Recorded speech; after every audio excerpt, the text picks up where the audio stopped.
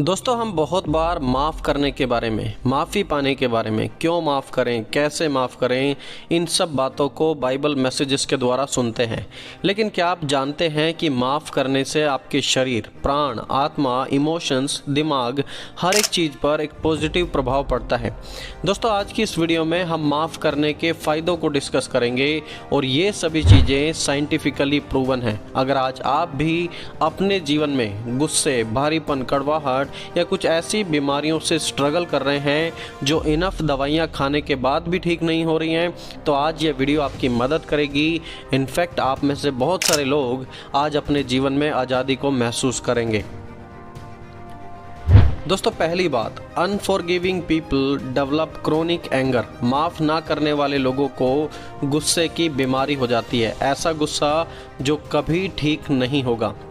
New York times के द्वारा published एक रिसर्च में साइकोलॉजिस्ट ने इस बात का दावा किया है कि जो लोग माफ़ नहीं करते वो गुस्सा बहुत ज़्यादा करते हैं और बहुत ही ज़्यादा चिड़चिड़े रहते हैं, और यह गुस्सा इतना खतरनाक होता है कि इससे समय से पहले मौत भी हो सकती है। जी हाँ, उनका कहना है कि ज़्यादा गुस्सा करने से समय से पहले मौत भी हो सकती है।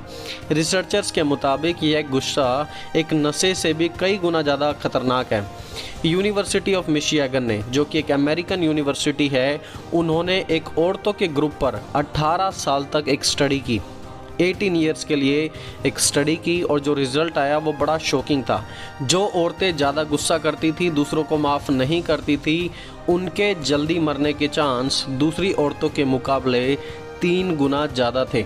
फिर एक ऐसी ही रिसर्च पुरुषों पर भी की गई by the university of north Carolina. उसमें भी 2 ग्रुप थे जिन्होंने माफ़ किया और दूसरी तरफ ऐसे लोग थे जिन्होंने माफ़ नहीं किया, और उसमें पाया गया कि जो लोग माफ़ नहीं करते वो दूसरों के मुकाबले 6 टाइम्स जल्दी मर जाते हैं, और माफ़ करने वाले लोग ज़्यादा उम्र तक जी पाते हैं। दोस्तों, मेडिकल एविडेंसेस बिल्कुल क्लियर हैं कि माफ़ करने में हमारा ही फ़ायदा है। जो माफ़ नहीं करते उन्हें गुस्से करने की साइकोलॉजिकल प्रॉब्लम डेवलप हो जाती है। दूसरी बात, ऐसे लोग नॉर्मल लोगों के मुकाबले जल्दी मर जाते हैं। माफ़ ना करने वाले लोग माफ़ ना करने के द्वारा अपने शरीर को इतना नुकसान पहुंचाते हैं जो नशे से नुकसान से भी कहीं ज़्यादा है।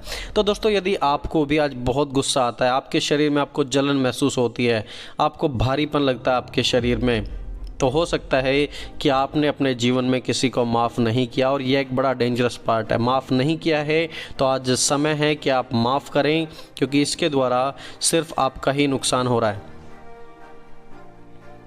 दूसरी बात, फॉरगिविंग हैज़ स्पिरिचुअल बेनिफिट्स। माफ़ करने के आत्मिक फ़ायदे भी हैं।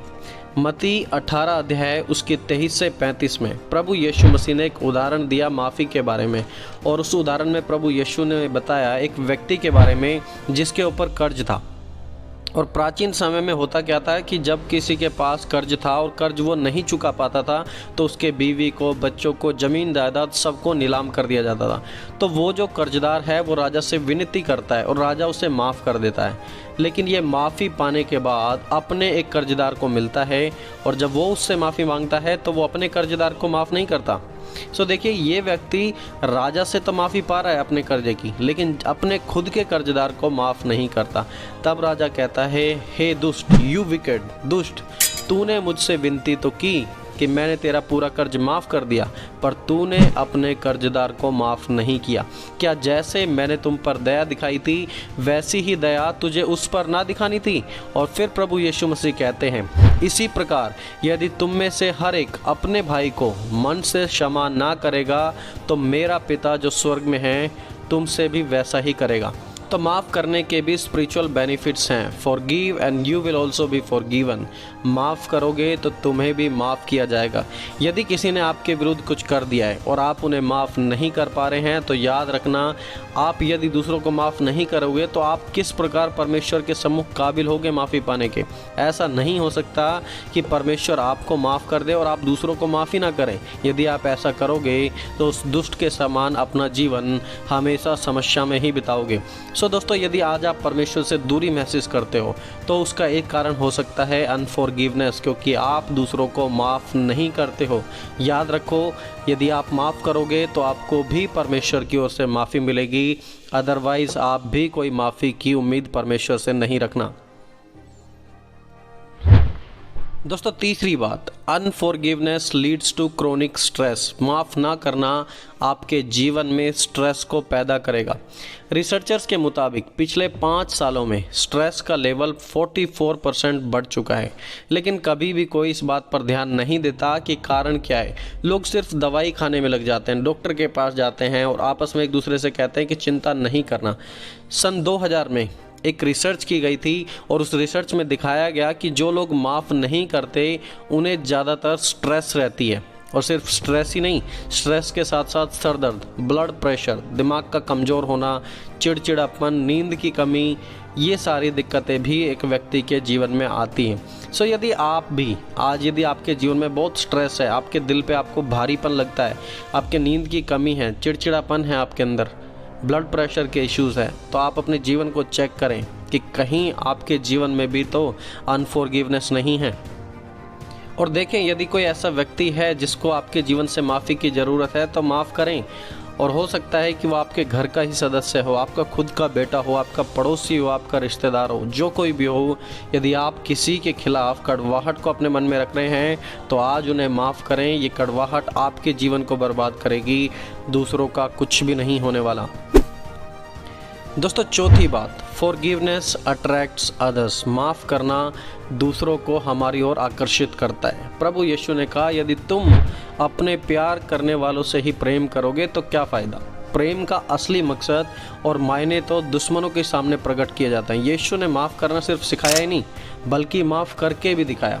देखिए, सद्दूकी, फरीसी, यहूदी, रोमी शासकों ने प्रभु यीशु के साथ क्या नहीं किया, हर बात पर आरोप लगाया, उन्हें सलीब पर चढ़ाया, उन पर मजाक बनाया, थूका गया, कांटों का मुकुट पहनाया गया। एंड एट लास्ट प्रभु यीशु मसीह क्या कहते हैं, फादर फॉरगिव देम, हे पिता इन्हें माफ़ कर दे। यीशु ने सिर्फ सिखाया ही नहीं, यीशु ने करके भी दिखाया। ग्राहम स्टेन्स को, उनके दोनों बच्चों को जब जिंदा जला दिया गया था उड़ीसा में, उन्हें जिंदा जलाकर मार दिया गया था, तो जब उनकी पत्नी से पूछा गया कि इनके साथ क्या किया जाना चाहिए, पत्नी ने कहा कि मैं सभी कातिलों को माफ़ करती हूँ।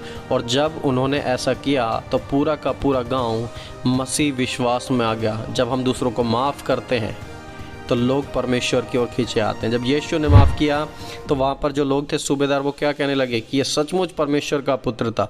जब ग्राहम स्टेन्स की पत्नी ने दूसरों को माफ़ किया तो लोगों ने मसीह के प्यार को अनुभव किया और लोग खुद आकर्षित होकर उस मसीह की ओर चल के आने लगे। दोस्तों, मसीह लोगों की खूबसूरती यही है कि वो माफ़ करते हैं। Forgiveness makes a difference.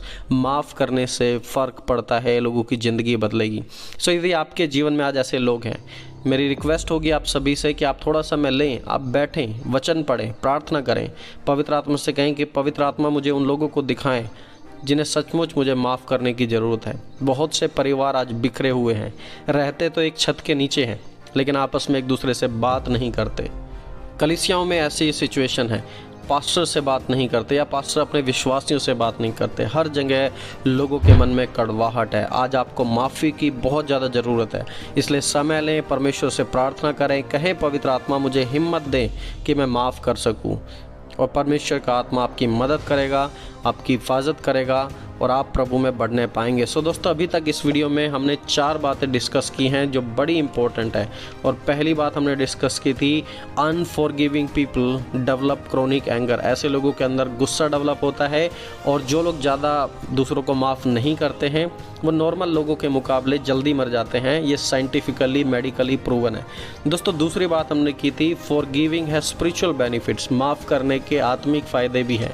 हम दूसरों को माफ़ करेंगे तो तभी तो हमें भी परमेश्वर से माफ़ी मिलेगी, अदरवाइज़ हम कैसे परमेश्वर से माफ़ी की उम्मीद रख सकते हैं। तीसरी बात हमने देखी, अनफॉरगिवनेस लीड्स टू क्रोनिक स्ट्रेस। माफ़ ना करना आपके जीवन में स्ट्रेस पैदा करेगा, नींद नहीं आएगी, ब्लड प्रेशर के इश्यूज़ होंगे, भारीपन लगेगा, दिमाग आपका कमज़ोर हो जाएगा, तो बहुत सारे इफ़ेक्ट्स हैं। और चौथी बात हमने देखी कि फॉरगिवनेस अट्रैक्ट्स अदर्स। माफ़ करना दूसरों को आकर्षित करता है, जैसे ग्राहम स्टेन्स के जीवन में हुआ, जैसे प्रभु यीशु मसीह ने अपने जीवन के द्वारा करके दिखाया। तो बहुत सारे लोग आपकी ओर खींचे चले आएंगे, क्योंकि दूसरे लोगों के पास, दूसरे देवताओं के पास, दूसरे धर्मों के पास माफ़ी नहीं है, वहाँ पर सिर्फ बदला है।